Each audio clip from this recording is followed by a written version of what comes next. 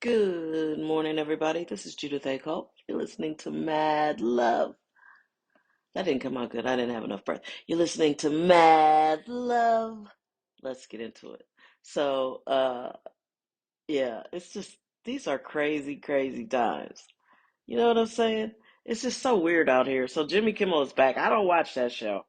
And as you all well know, I'm not a huge fan of his. I've said it multiple times, but I don't think his show should have been yanked off the air. And I think that's censorship, but it turns out that ah, so Sinclair owns a bunch of these TV stations that would broadcast it, and they refused to show his show. So you couldn't see it here in St. Louis because our ABC affiliate is a Sinclair owned property.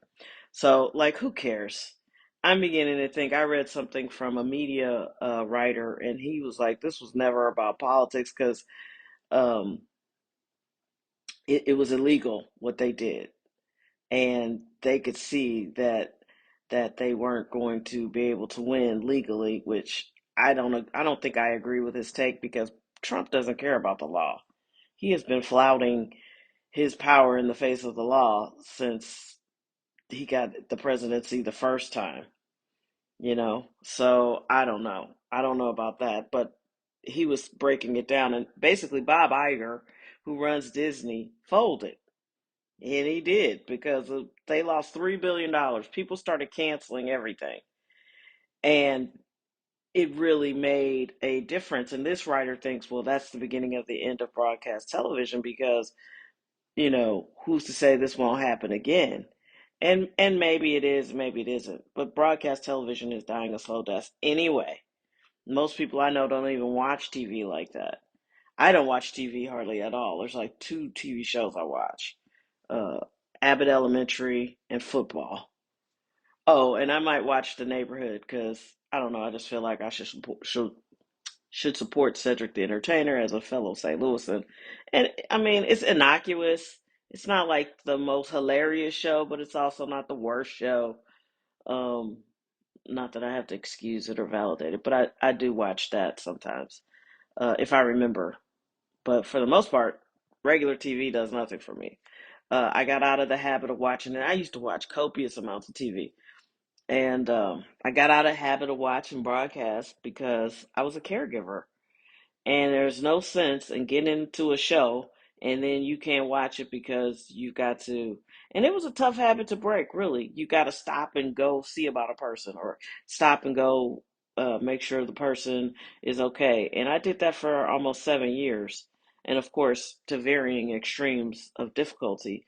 By the last 3 or 4 years, you know, I would only make time for football and Abbott Elementary, and then thank God now you can just record things. So I had a very extensive recording schedule, but yeah, I just got out of the habit, and I think a lot of people are going to get out of the habit because YouTube is great. You can watch whatever you want whenever you want to. Streaming was a good idea till they fucked it all up. I mean, everything on Netflix was great. The Office was on Netflix. Everybody licensing to Netflix was great. But because people are so greedy, they split everything up. And now people are like, well, I don't need 10 streaming services. I just kind of like paying this one fee to this one place. And it's like, wherever there's money, there's greed. And these people just get so greedy and they fuck everything up. It just gets really, really, really difficult. So, I don't know what's going to happen, but I do know that um, playing these games is not where it's at. And I get that Trump is a narcissist and kind of a wacko, but there's something else going on here that we're not privy to, which is these mergers and acquisitions and all this business stuff. And Bob Iger has basically sacrificed Disney to do all this DEI stuff to get money from Larry Fink, which is Black, I think is it Blackstone? No, Black Rock. And there is a Blackstone, but this is BlackRock money. And that's why you had all these really bizarre live action, poorly casted movies of the cartoons and it's like he's another one. You resurrected Disney the first time you were there, which I want to say is like 20 years ago. He heralded much much much success. I don't really know the time frame, so don't mark me down on that. But then he left, and then he came back, and it's like it's okay to just it's okay to hire new people to get new leadership. Warner Brothers needs a new boss. Disney needs a new boss. It's okay to let young people take a shot at it. You know, I just don't understand. Nobody wants to leave. They all want to be 80 years old running companies. And I'm telling you, I know my mom was sick, but there is something about the octogenarian brain. It's not the same as a younger brain, even when they're not sick. So just let other people take over things. These old people ain't going away. They will not stand down. Nancy Pelosi should have been retired, but that money's good. She's making money hand over fist in the stock market. Google it. If you don't believe me, go to some place called Quiver Quantitative, however you say it, and they track all the Congress people's stock choices. Nancy Pelosi is housing it.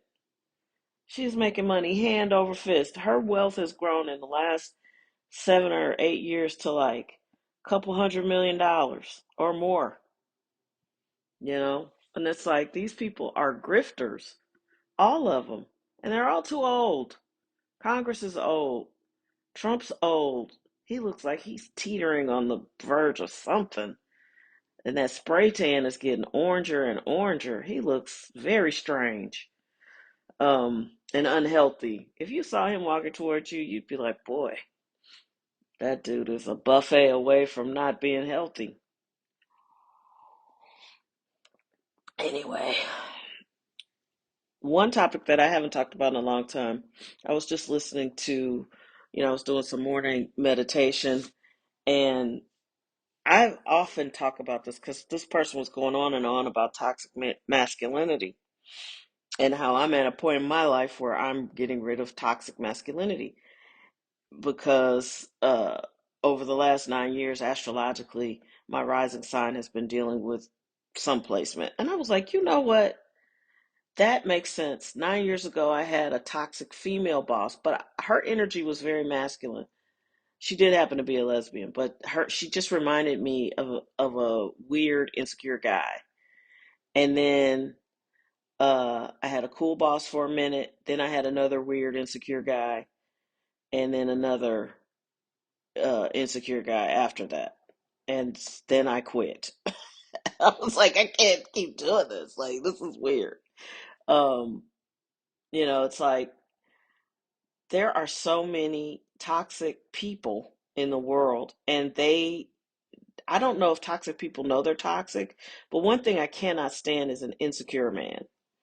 And when people are insecure people, and I trigger insecure people because I'm very not insecure, and I will state the obvious. I will say things that will make you uncomfortable. And if you're insecure, you know, I'll just be stating the truth.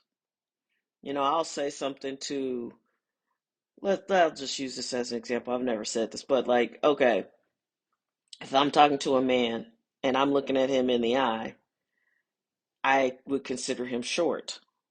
So I would say, well, somebody your height probably does have problems. Like, yo, if that person is insecure, if that man is insecure about his height, that kind of thing would make them go, oh shit, like you're the enemy.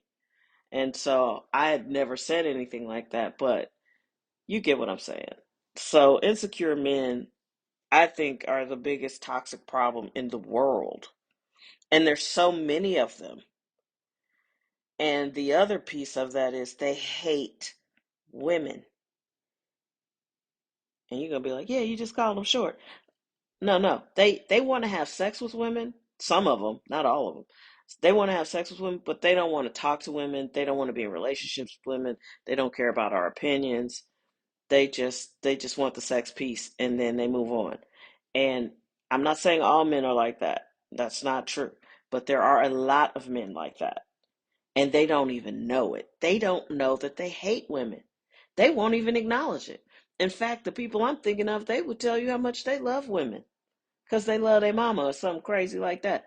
There's no correlation with you loving your mom and loving women.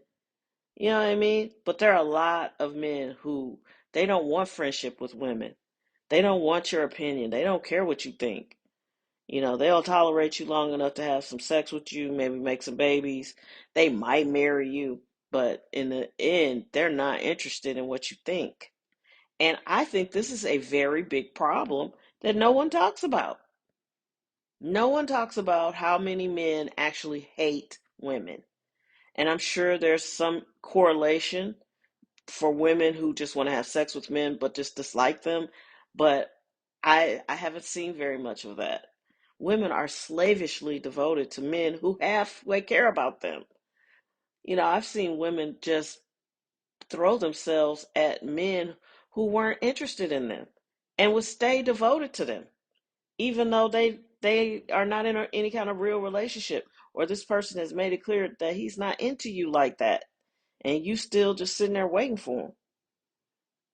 It's like I don't know if it translates as much on the opposite scale, but I definitely know that there are plenty of men out there who just cannot stand women, and they're your boss, they're your husband, they're your cousin, they're your sibling.